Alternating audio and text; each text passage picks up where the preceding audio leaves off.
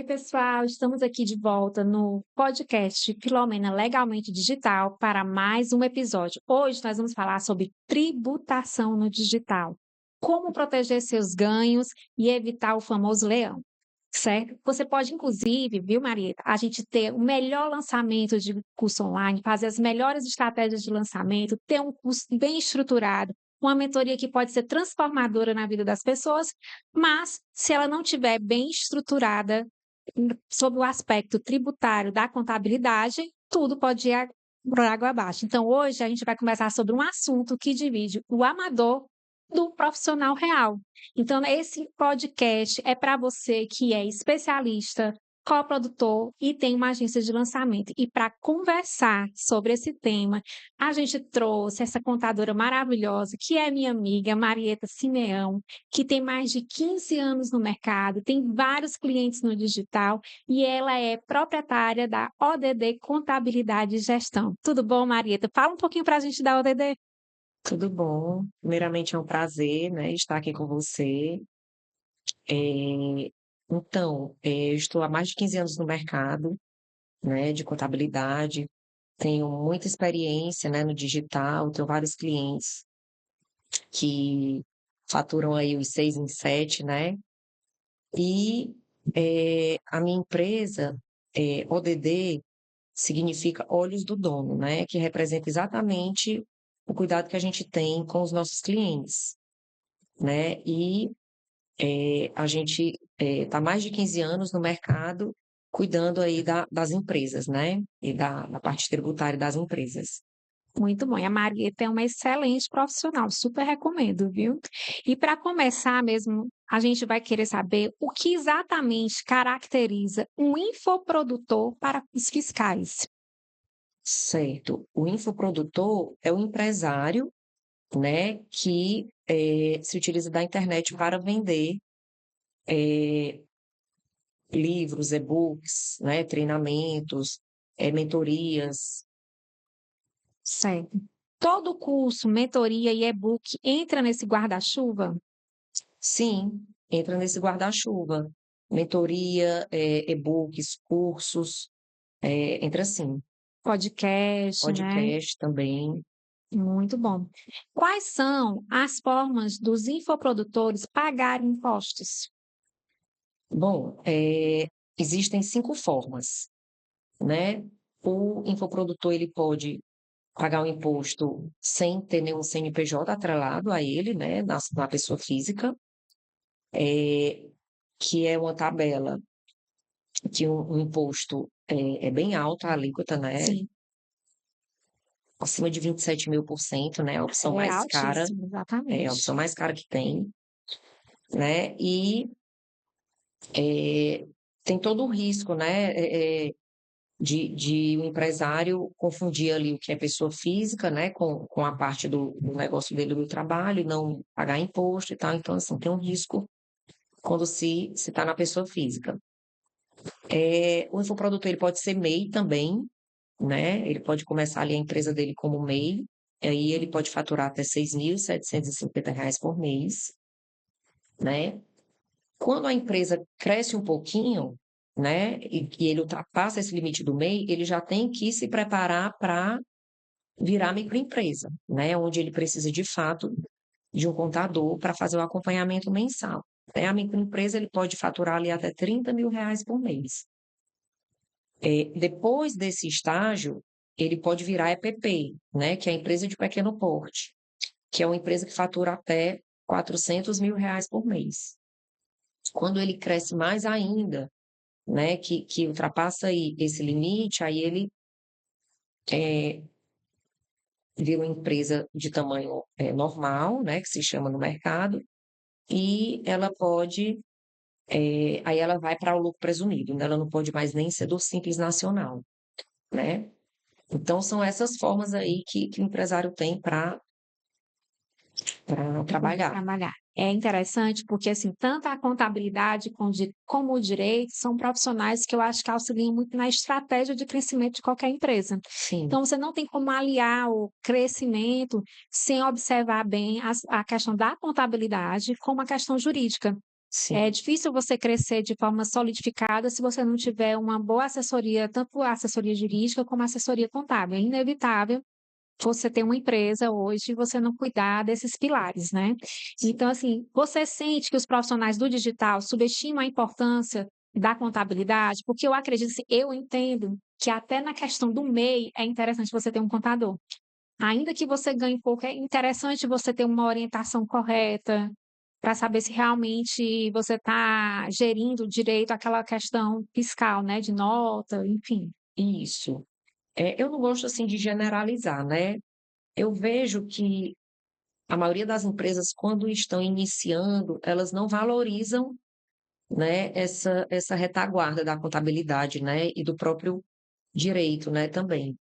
Então eles vão ali trabalhando, né, hoje para você abrir um MEI é muito simples, né, 5 minutos você abre ali, baixa a plataforma do governo e tal. Então, assim, foi feito para não precisar do profissional, né, mas você começar orientado, é muito mais fácil, né. Lá no escritório mesmo, a gente tem uma célula só para atender, né, MEI, e, é muito mais fácil para eles quando eles começam já com a consciência desse limite, né. Às vezes eu recebo cliente lá no escritório que foge desse nosso acompanhamento, que o cliente diz: "Marieta, eu estourei os 81.000 ano, né, de faturamento". E muitas vezes, se ele ultrapassar um dado limite, ele precisa retroagir, né, e pagar imposto com juro e multa, entendeu. Então, assim, às vezes escolhe uma atividade errada, às vezes coloca no endereço errado, né. Então, assim, são muitas variáveis, né. Quando ele inicia já acompanhado por um profissional, é mais fácil de evitar vários erros comuns. O leigo geralmente nem tem conhecimento de tanta sigla que existe na contabilidade e no direito empresarial, né, então a gente tem vários regimes tributários. Mas e aí a pessoa está com um infoproduto, qual regime, Marieta, essa pessoa vai escolher? Qual o que é que você orienta nesse sentido? Pronto, existem atividades que são similares, né, com relação ao MEI. Então, se o faturamento dele está baixinho, ele pode começar como MEI, né, a gente tem ali algumas atividades similares, né, de comércio de livros, vendedor de livros, de edição de livros, né. E, depois que ele ultrapassa ali o limite, que ele vira ME ou e depois EPP, ele tem algumas opções, né. Então ele pode ser do Simples Nacional ou do lucro presumido, né, ou do lucro real, mas o lucro real é mais para frente. Geralmente, o que que a gente indica?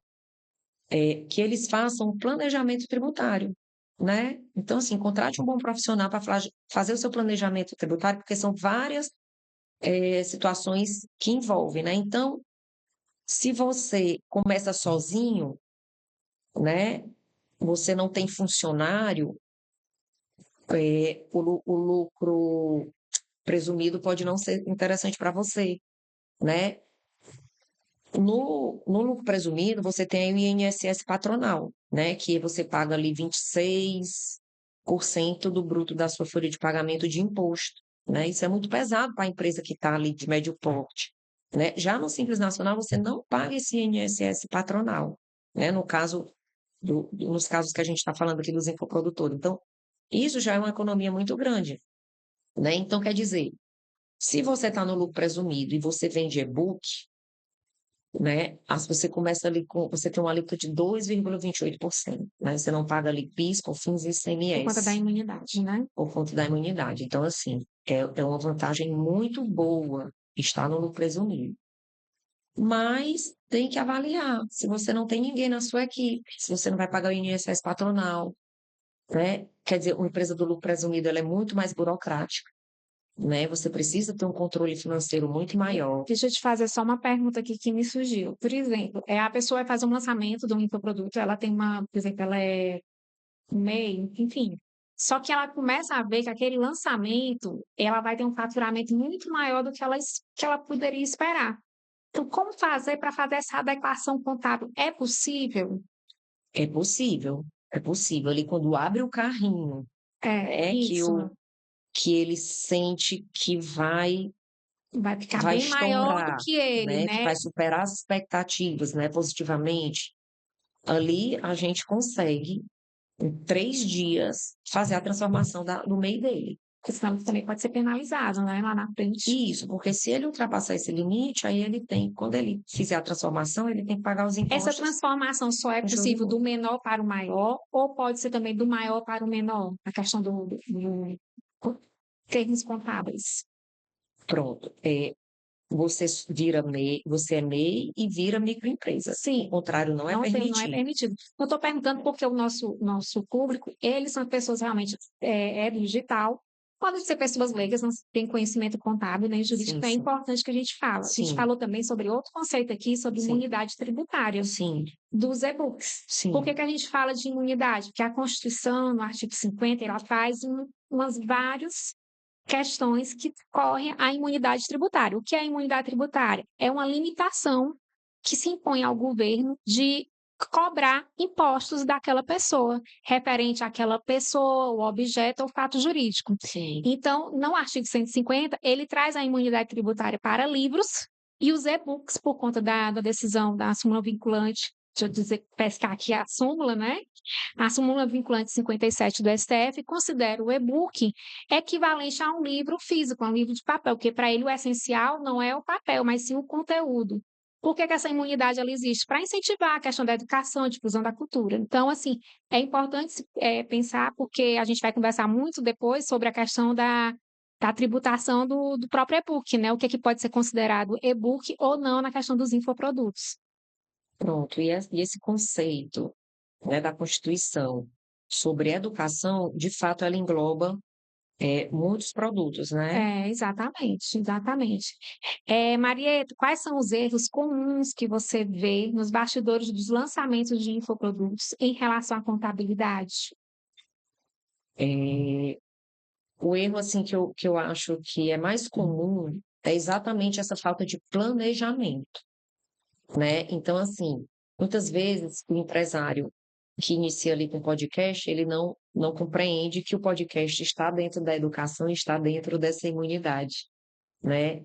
Então, o empresário, às vezes, ele não tem noção de que a maioria dos produtos deles estão Podem dentro estar. dessa imunidade, né? Então, ali também, ele também não tem noção, do que é mais barato, né? De quais são as alíquotas dos impostos dele, né? Assim, eu acho que a estratégia, ela é única, né? Você fazer um planejamento tributário de forma consultiva, né, vai adequar a realidade da empresa para o que for melhor para ela com relação aos impostos, né? Então, o maior erro que eu vejo é esse mesmo, sabe? Muitas vezes também o empresário ele fica na informalidade, né? Ele usa ali a conta dele pessoa física, conta bancária pessoa física para os negócios da empresa e vice-versa, né? Misturando. E ao misturar, né, esse patrimônio da empresa com o patrimônio pessoal, ali é onde a fiscalização tem acesso aos números da empresa, né? Sim, eu particular, assim, como operadora do direito, né, advogada, o que eu mais, assim, em relação ao e-book, o que é que pode dar errado? É porque para fins por exemplo, do fisco da Receita Federal, não é todo infoproduto que pode ser e-book. Por exemplo, não é todo curso online que você consegue configurar como e-book. O e-book, aquele material só é considerado e-book se ele tem uma forma realmente considerada como se fosse livro, se ele é enviado para o cliente, para, por exemplo, um download, né? Não é todo tipo de curso ou mentoria que você poderia classificar nisso, além de outras questões. Você tem que escolher um KNAI correto, né? Que é para a edição de livros, que é o 5811, dígito 5/00, para você ter direito a essa imunidade. Você não pode deixar de cumprir as famosas obrigações acessórias, tributárias acessórias, que ainda que seja imune, você tem que emitir as notas fiscais, manter a contabilidade em ordem, fora outras questões aí. Então, assim, não é essa, eu vou transformar o meu curso online em e-book para ter a imunidade tributária. Não necessariamente.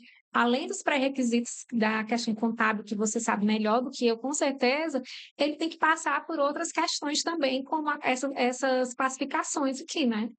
Exatamente. Pois é, a parte burocrática da coisa, é muito importante, né? E aí eu venho reforçar a questão de uma boa assessoria contábil, né?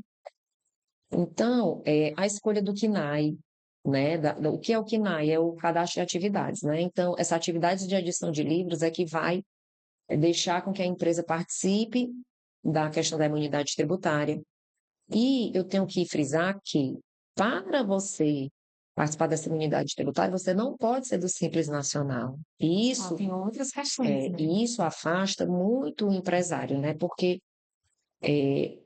mais de 90% das empresas brasileiras são do Simples Sim. Nacional. Então, assim, meio que é cultural, até dos contadores, dos escritórios de contabilidade mesmo, preferirem essa opção de tributação, né? Então, existe um receio no mercado, né?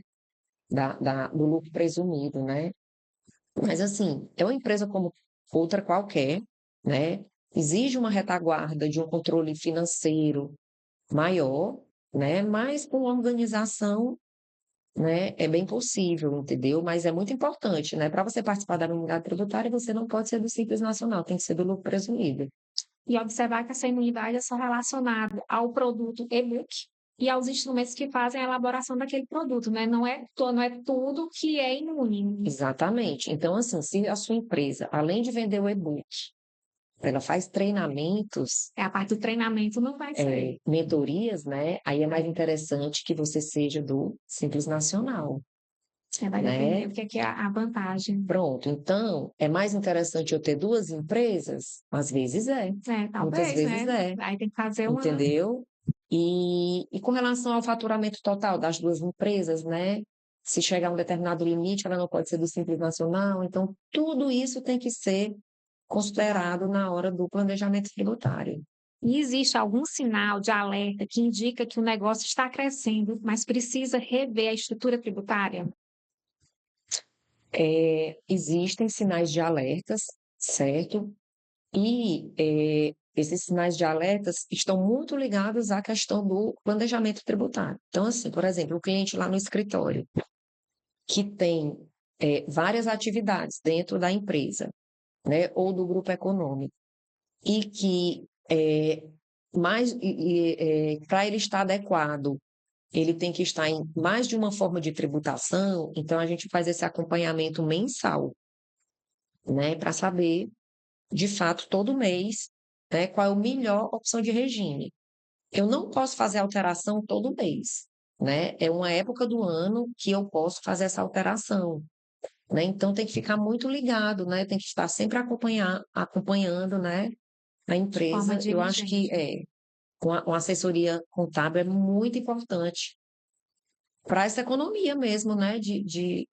Com relação aos impostos. Quando a gente fala de nota fiscal, eu acho que é o grande bom, assim, relacionado a infoproduto, né? Um Sim, curso online, aí tem o especialista, tem o o produtor, coprodutor, enfim, né? Então, assim, é obrigado a emitir nota fiscal? Todo mundo tem que emitir, independente da classificação da sua empresa? É a primeira pergunta. certo? É o seguinte, o governo, ele espera, certo? Que todas as empresas emitam nota fiscal em seus faturamentos e também comprem produtos e mercadorias com nota fiscal. Existe multa para os dois casos, né? Para quem Sim. vende sem nota e para quem compra sem nota fiscal, né? Então, com algumas exceções, né? Para os cartórios, né? Eles não emitem nota fiscal, eles emitem recibo, né? Existem algumas exceções, mas no caso dos infoprodutores, o governo espera que tudo tenha nota fiscal. Inclusive, que é uma discussão para um próximo podcast que a gente vai Sim, conversar depois, né, Marieta, sobre a sim, questão dessa responsabilidade de emissão de nota,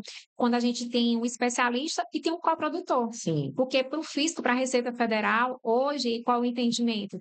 O especialista, ele tem que emitir a nota integral da venda, incluindo os juros do cartão, sim, e o coprodutor, ele vai ter que emitir uma nota apenas quando ele recebe aquele percentual que ele ficou combinado, né? Então, assim, a gente depois vai ter que conversar sobre isso, sobre formas a gente poder ajudar essa galera que se preocupa muito com essa questão. Porque sim, o especialista vai ter que lançar várias notas fiscais para cada aluno que entra para o curso, Isso, Mas o que antigamente eles dividiam isso de 50% a 50%, isso, hoje já não pode. Então a gente isso. tem que estudar uma forma para a gente poder ajudar melhor os infoprodutores para eles entenderem e compreender esse sistema, né? Sim, sim, com certeza. Muito importante, né? Porque até um tempo atrás, né, as plataformas, você ali fazia a configuração dos aplicativos e, à medida que ia acontecendo a venda, a plataforma já emitia as notas fiscais separadas, né? 50% do curso ia para Do um, isso já produtor ia, e mas hoje não 50% pode, né? isso,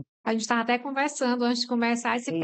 praticamente é uma bitributação que precisa o judiciário verificar se da questão da constitucionalidade, mas É, por enquanto é o que vale, é o que a Receita já postou como regra, isso. né? E se você pudesse dar um conselho de ouro para quem está começando no digital e quer manter tudo direitinho, nos conformes, sem problema com o fisco, o que é que ele vai fazer?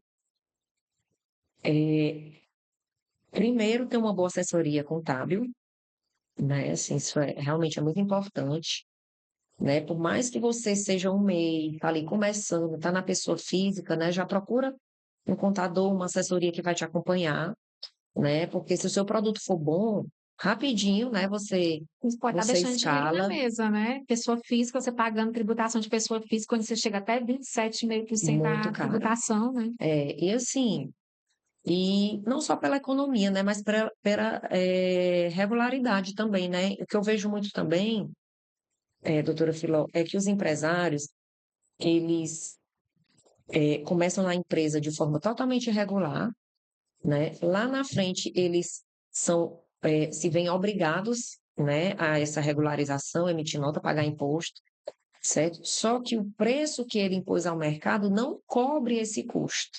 Porque ele não previa, né? Ele trabalha muito método intuitivo, o Exatamente, que está tudo certo, ok? Mas se exatamente. você puder começar já com uma boa orientação contábil e jurídica, vai fazer Já toda a diferença, né? colocando o preço do imposto no seu preço de venda, Exatamente. né? Porque o que eu vejo, aí o empresário chega lá na frente, quando ele se vê obrigado a regularizar a situação da empresa e pagar imposto, ele não colocou no preço de venda dele, né?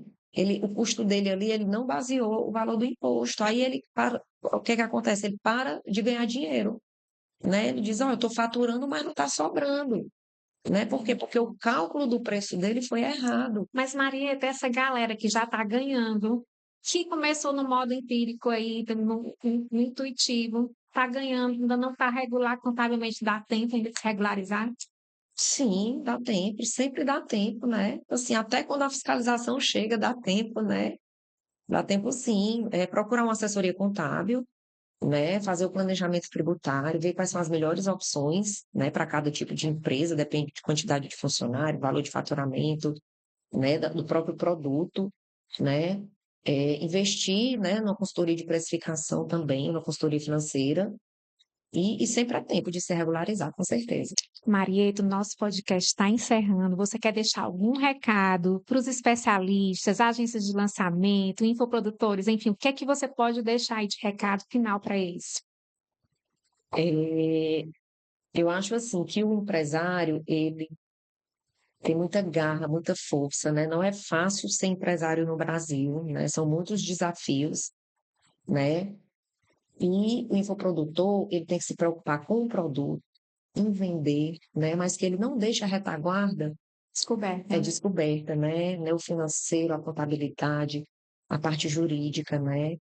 Quando o empresário ele cresce estruturado, ele tem muito mais robustez, tá? Para ir para a Encorpado, né? concorrência, né? Para aguentar a concorrência, né? E vender com tranquilidade, né? Exatamente. É o que a gente sempre conversa aqui. Quer crescer? Tenta se estruturar para você não ter surpresas desagradáveis no futuro, porque as surpresas elas podem, infelizmente, levar o teu negócio a quebrar, né? Então, mais importante do que tudo é você trabalhar com prevenção, que é a forma mais inteligente que qualquer empresário pode trabalhar, é com prevenção. Muitíssimo obrigada. Espero que todos tenham gostado do podcast. O podcast foi criado para você que é do digital, para você que é infoprodutor. Então, a gente espera que você compartilhe, curta bastante aí e se inscreva no canal. Obrigada, Marieta, por ter vindo. Obrigada, amor. Beijão e boa sorte. Obrigada.